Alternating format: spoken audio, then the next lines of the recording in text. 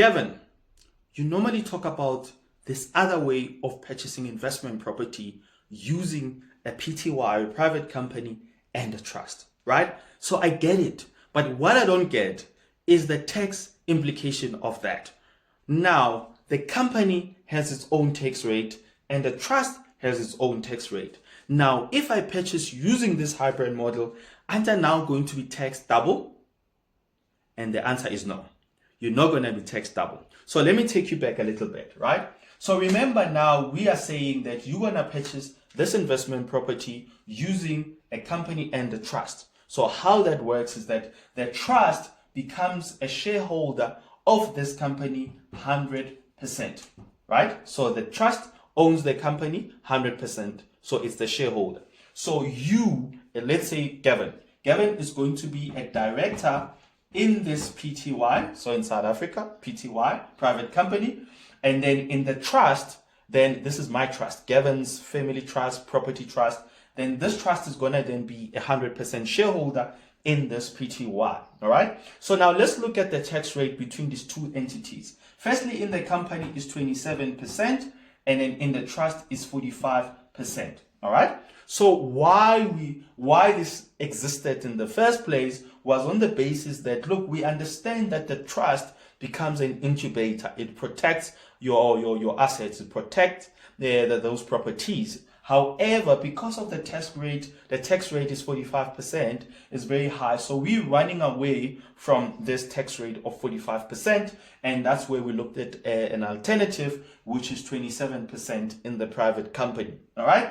So now the company, which is the private company, it's going to be the transactor. So meaning that the rental income is going to now flow into the PTY, right? So it's going to flow into this private company.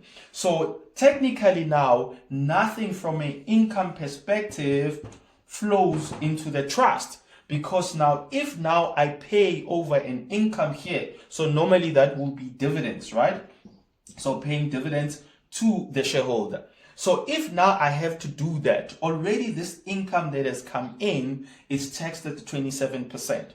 So now if now I move this and move it to the trust, then I get taxed 45% again. Now, why would I do that?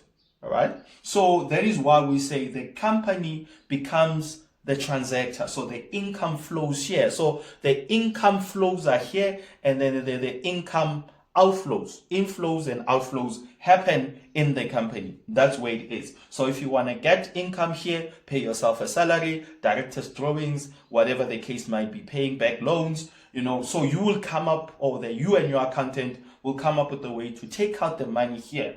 Now, at the end of the day, when it comes to now filing for the returns, of course, a lot of the things will happen here, to make sure that the reconciliation happens here. And then from the trust point of view, it's gonna be zero return because there is no income. You're not declaring any income there. So we're gonna file a zero return. You still need to file here under the trust, right? So that basically is how it is, right? So there is no double taxation unless you make the double taxation, unless you decide to pay the income over to the trust.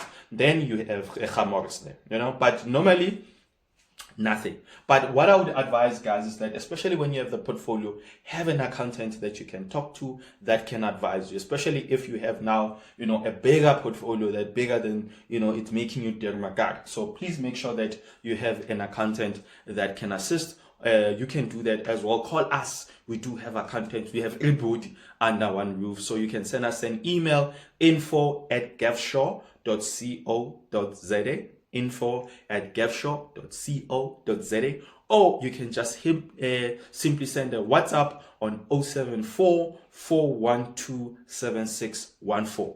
074 412 7614, so that we can be able to sit down with you and be able to see exactly where you are, because this is not a one size fits all approach, right? It's not. We are all different. We are all different circumstances. So we need to be able to do it according to your specifications. So please reach out if you still need some more assistance. So anyway, I hope this helps. Gavin Kabela signing out. See you on the flip side.